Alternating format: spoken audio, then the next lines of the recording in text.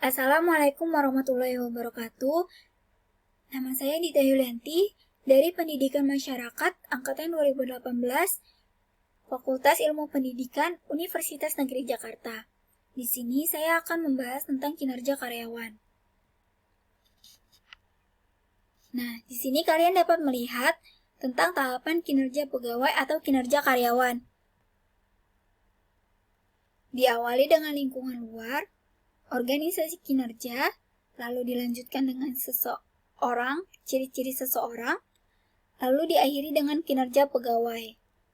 Selanjutnya, kita akan membahas lingkungan luar. Budaya. Budaya merupakan salah satu hal yang dapat membentuk kinerja karyawan, terutama budaya di dalam lingkungan kerja. Budaya memiliki peranan dalam membentuk sebuah fungsi dan nilai-nilai tertentu. Selanjutnya ada hukum.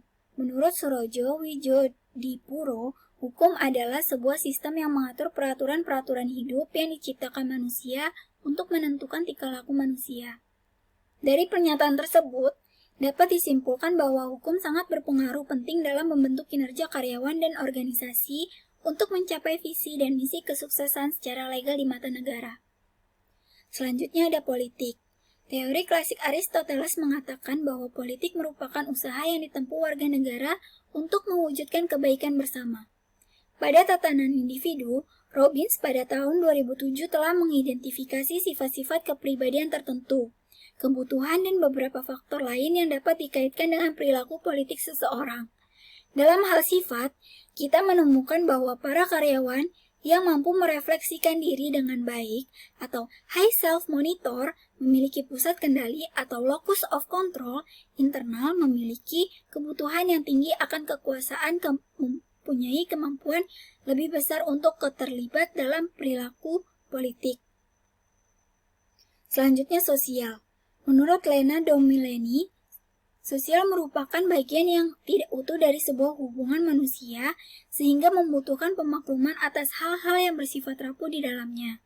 Sosial memiliki pengaruh besar terhadap pembentukan ciri-ciri dan kinerja seseorang. Sosial dalam lingkungan kerja meliputi hubungan kekeluargaan antar karyawan maupun atasan. Suasana lingkungan, kebijakan-kebijakan kesempatan untuk maju dan mendapat penghargaan, serta rasa aman. Ekonomi. Ekonomi memiliki secara keseluruhan arti sebagai aturan rumah tangga, atau dapat disebut juga manajemen keluarga. Ekonomi dapat menjadi alasan seseorang sebagai motivasi untuk mengoptimalkan kinerja. Selain itu, untuk mendorong berproduksi, mengkoordinasi, serta menciptakan mekanisme agar berjalan dengan baik. Selanjutnya kita akan membahas tentang organisasi kinerja. Kebijakan dan filsafat manajemen. Filsafat manajemen adalah bagian terpenting dari pengetahuan dan kepercayaan yang memberikan dasar yang luas untuk menetapkan pemecahan masalah manajerial. Filsafat manajemen memberikan dasar bagi pekerjaan seorang manajer. Filsafat manajemen juga memberikan desain sebagai seorang manajer dapat dimulai dengan berpikir. Filsafat manajemen memberikan pemikiran dan tindakan yang menguntungkan dalam manajemen dan membantu kepada sifat yang dinamis dan memberikan tantangan. Kebijakan adalah pernyataan atau ketentuan umum yang menuntun atau menyalurkan pemikiran menjadi pengambilan keputusan oleh bawahan, serta memberikan arah kemana organisasi tersebut akan dikemudikan. Selanjutnya ada struktur organisasi. Struktur dapat didefinisikan menjadi sebagai mekanisme-mekanisme formal dengan mana organisasi dikelola. Struktur organisasi menetapkan bagaimana tugas pekerjaan dibagi, dikelompokkan, dan dikoordinasikan secara formal menurut Robbins pada tahun 1996-166. Bentuk struktur organisasi yang beraneka cenderung mempengaruhi di mana tiap-tiap bentuk struktur organisasi mempunyai kekuatan dan kelemahannya masing-masing. Menurut Robbins tahun 1996, para manajer perlu menangani 6 unsur utama ketika merancang struktur organisasi mereka, yaitu para manajer perlu menangani 6 unsur utama ketika merancang struktur organisasi mereka yang terdiri dari A. Spesialisasi kerja atau pembagian tenaga kerja. B. Departementalisasi. C. Rantai komando. D. Rentang kendali. E. Sentralisasi atau desentralisasi. F. Formalisasi. Tingkat pengupahan dan penganggaran ditentukan oleh sebuah organisasi berdasarkan dengan tingkatan struktur, kinerja, serta standar yang telah dibuat oleh organisasi.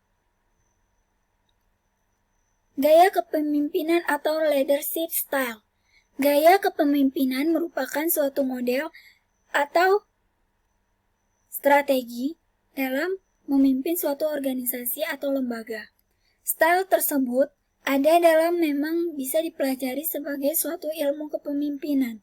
Namun, dalam pelaksanaannya, biasanya sedikit banyak dipengaruhi oleh karakter atau kebiasaan yang dimiliki oleh orang tersebut. Gaya kepemimpinan atau leadership style berpengaruh terhadap keberhasilan dan peningkatan kinerja. Melalui gaya kepemimpinan, seseorang memiliki pemimpin mengelola lembaga dan memotivasi karyawan guna untuk dapat meningkatkan kinerja. Gaya kepemimpinan yang berhasil adalah 1.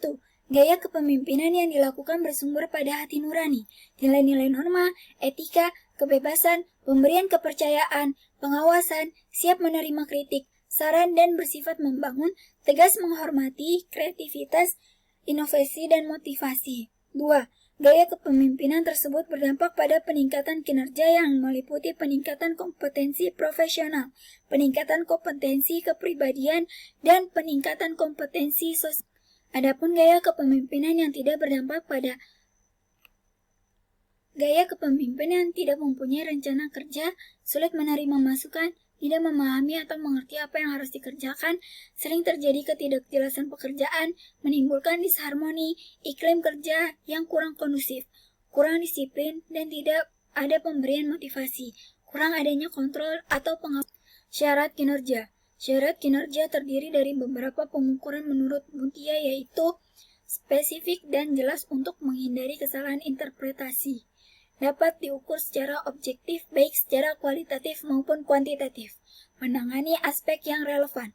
Harus penting atau berguna untuk menunjukkan keberhasilan input-output atau hasil outcome, manfaat atau dampak serta proses. Fleksibel dan sensitif terhadap perubahan pelaksanaan. Efektif dalam arti datanya mudah diperoleh, diolah, dianalisis dengan biaya yang tersedia.